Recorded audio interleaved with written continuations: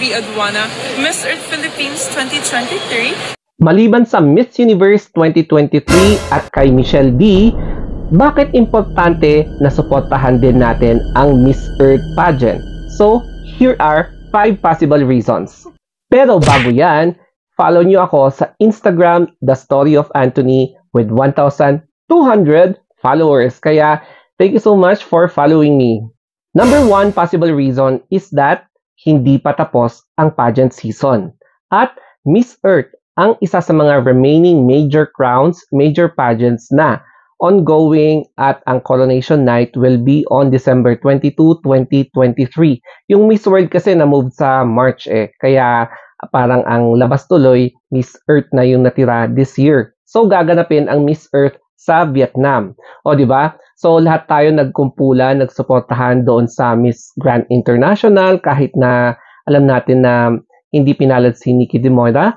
Tapos yung Miss International na third runner-up ang Pilipinas. Tapos ang Miss Universe, nag-top 10 si Michelle D na medyo syempre hindi talaga matatapos talaga, hindi talaga mag-move on ng mga pageant fans.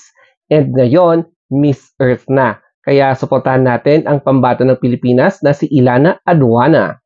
Ang second important reason is sasabak sa Vietnam si Ilana Aduana. Kaya sana ibigyan din natin siya ng full support, no? Yung suporta na gaya din ng pagbibigay natin ng support kay Michelle D sa Miss Universe, kay Nicole Borromeo sa Miss International, and Nikki Demora sa Miss Grand International. And si Ilana, mukhang marami siyang visit na provinces, no? Across the Philippines as part of her preparation and syempre strengthening her advocacy before siya magpa-Vietnam. And habang nasa Vietnam siya, nabanggit niya sa isang interview na excited siya na maki-immerse sa kultura, sa social norms ng Vietnamese bago sa pageant proper. Kasi importante na aralin mo yung kultura doon. And syempre, aralin mo din yung lingwahe, yung calligraphy, para makipag-communicate ka ng medyo mas maayos sa Vietnamese na medyo may language barrier kasi hindi English ang kanilang mode of communication doon. It's Vietnamese. Third possible reason is yung ganda ng advokasya ng Miss Earth. As in, kung titimbangin mo sa mga ibang major pageants around the world, more on charity sila, di ba?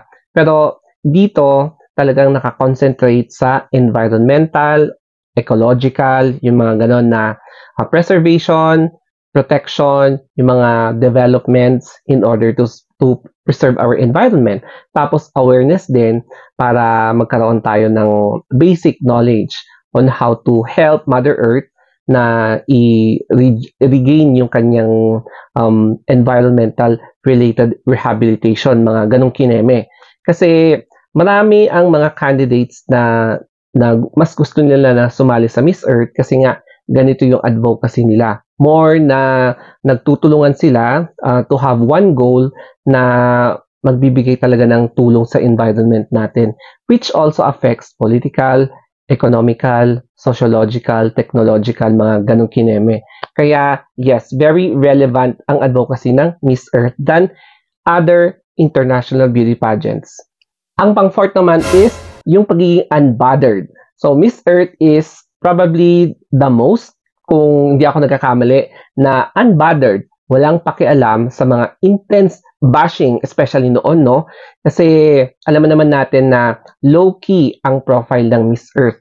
Mas gusto ng administration ng Miss Earth na hindi masyadong showy, let the advocacy speaks for itself, hindi yung katulad ng ibang mga pageants na sobrang ingay pero walang advocacy. Ito kasi talagang legit talaga ng environment na even ongoing pa yung pageant is makikita mo talaga yung mga activities such as tree planting, helping to engage collaboration with other technological companies na makapag-develop ng mga machines, na mag-collect ng basura, mag-recycle, mga ganon. Kaya dito mo talaga mapapatunayan na, this is really a relevant pageant kasi nakakatulong talaga siya sa environment natin, hindi yung eme-eme lang na advocacy. Number 5, ramdam kasi natin yung epekto ng global warming, yung climate change. Example is yung mas malakas na bagyo, no? Dati-dati, medyo rare na nakaka-experience tayo ng super typhoon. Sa isang taon, dati nung kabataan ko, yung malakas na bagyo is hindi pa yung kinakategorize na super typhoon. Pero ngayon, as in, parang nagiging mas marami na yung mga typhoons na nakakategorize na as super typhoon. Tapos, ibang klase yung damage niya, no? Tapos, may El Nino, may La Nina, flooding, tapos umaakyat na yung sea level natin, no? Kaya ramdam talaga natin yung mga ganitong klaseng changes sa environment natin. Kaya dito natin marirealize na, may tulong talaga ang Miss Earth. Kasi tignan mo, ang dami nagsasuffer dito sa buong mundo due to man-made na causes, kaya nagkakaroon ng global warming or environmental related na catastrophes na nangyayari sa iba't ibang parte ng mundo.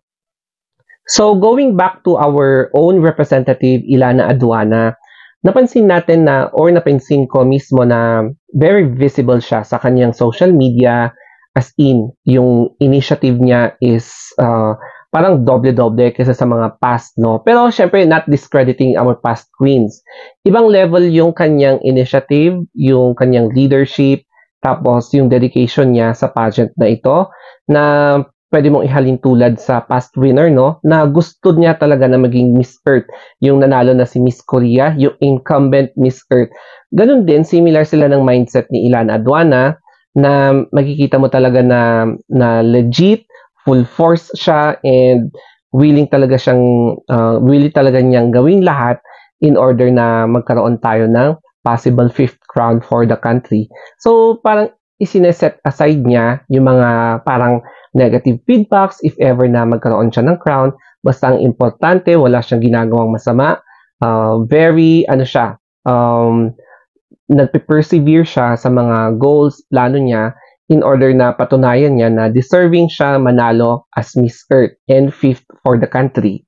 Kaya naman importante na patunayan natin na Philippines is the number 1 pageant fan in the world, na pataasin natin yung mga subscriber or followers ng Miss Earth Philippines at si Ilana Aduana na nasa Vietnam ngayon para i-represent ang Philippines sa pageant na ito.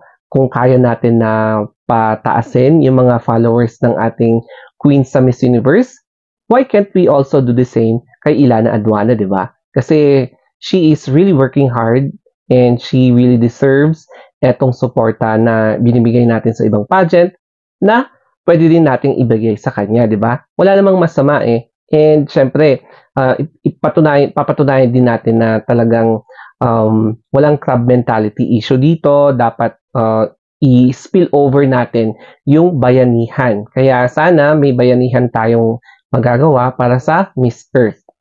Grabe, medyo pansin ko husky yung boses ko. Anyway, naggamot naman na ako, kaya naka-preserve na siya. So I hope na may natutunan kayo dito sa video na ito. I hope na nakashare ako ng basic info about environmental preservation at yung relevance talaga ng Miss Earth sa ating community. And kung i-compare nyo sa ibang pageant, mas mabigat talaga yung advocacy nito kasi nafe-feel natin hindi lang yung cost ng beauty queen, kundi talagang ramdam natin bilang isang ordinary citizen. Okay, so thank you very much and have a nice day.